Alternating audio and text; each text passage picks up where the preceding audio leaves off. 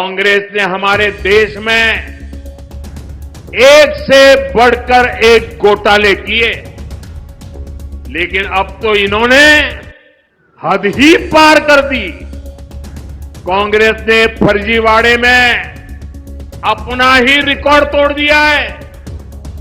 आपने टीवी और मोबाइल पर देखा होगा, कांग्रेस के लोग संविधान के नाम पर अपनी एक अलग लाल किताब बंटवा रहे हैं।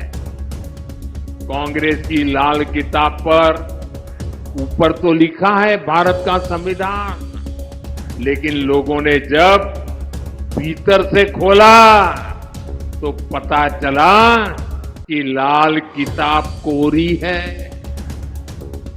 सारे पन्ने कोरे, उसमें बाबा साहब के संविधान का एक शब्द भी नहीं लिखा है।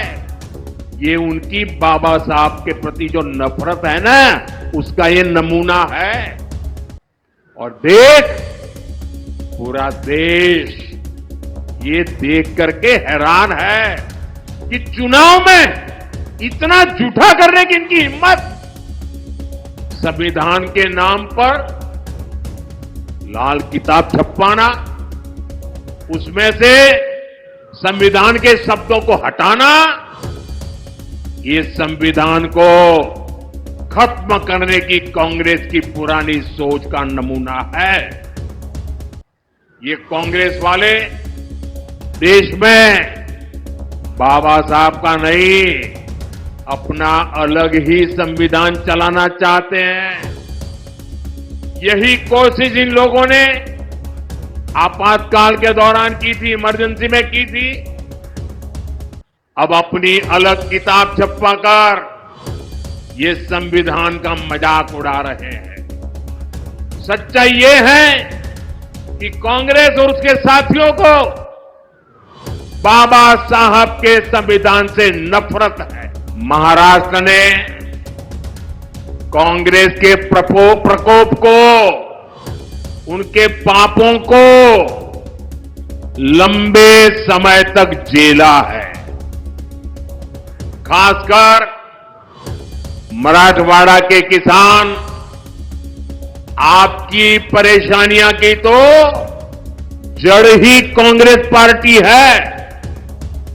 कांग्रेस सरकारों ने कभी यहां के किसानों के सुख दुख की परवाह नहीं की। साथियों, पिछले 10 वर्षों में मराठवाड़ा को सूखे की समस्या से मुक्ति दिलाने के लिए कई कदम उठाए गए हैं। महायुति सरकार ने पश्चिमी बैतरणी और उल्लास सब बेसिन से पानी लाने का फैसला किया है। दमनगंगा, बैतरणी, गोदावरी रिवर लिंक योजना से भी मराठवाड़ा को लाभ होगा। मराठवाड़ा में 11 सिंचाई योजनाओं को मंजूरी दे दी गई है। इस क्षेत्र की सिंचाई की समस्या दूर करने के लिए मराठवाड़ा वाटर ग्रिड परियोजना शुरू की गई थी, लेकिन जब महाअघाड़ी की सरकार आई तो उसने इस पर रोक लगा दी। अब महायुति की सरकार ने इसे दोबारा गति दी है।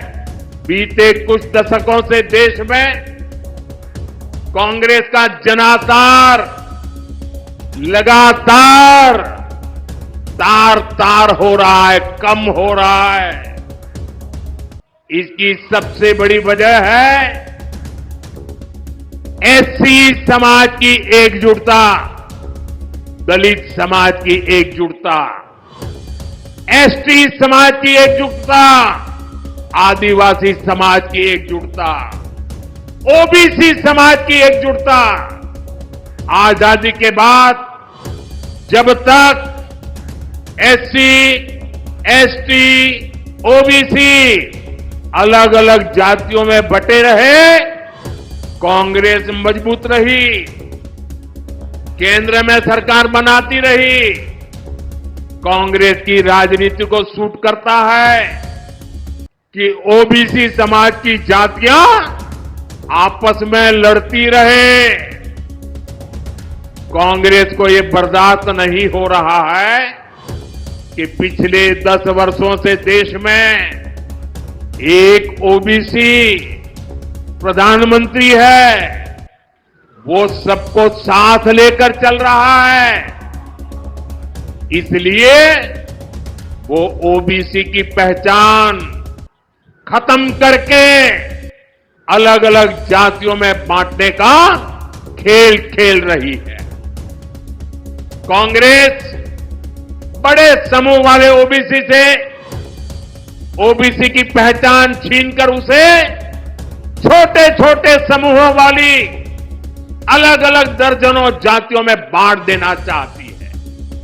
इसलिए यहां नांदेड़ में कांग्रेस माली को वाणी से लड़ाना चाहती है, तांबोली को कुंभार से लड़ाना चाहती है, कांग्रेस सुतार को सुनार से लड़ाना चाहती है, कांग्रेस निहाली को निराली से लड़ाना चाहती है, कासार को मणेरी से लड़ाना चाहती है, तेली को पांचाल से भिड़ाना चाहती है। कांग्रेस ओबीसी को छोटे छोटे समूहों में तोड़कर आपस में लड़ा करके आपसे बड़े समूह वाली आपकी जो पहचान बनी है, आपकी जो एक ताकत खड़ी हुई है, उसे बर्बाद करना चाहती है, छीनना चाहती है, तोड़ना चाहती है।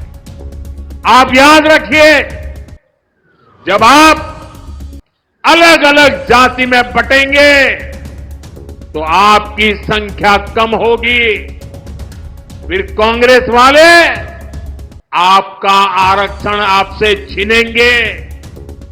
यही कोशिश नेहरू जी से लेकर राजीव गांधी तक सबने की थी।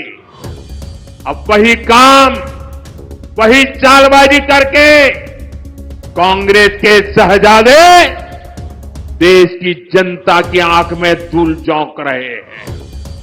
उनका मकसद यही है, और इसलिए मैं देशवासियों को कहता हूं, समाज को तोड़ने वाली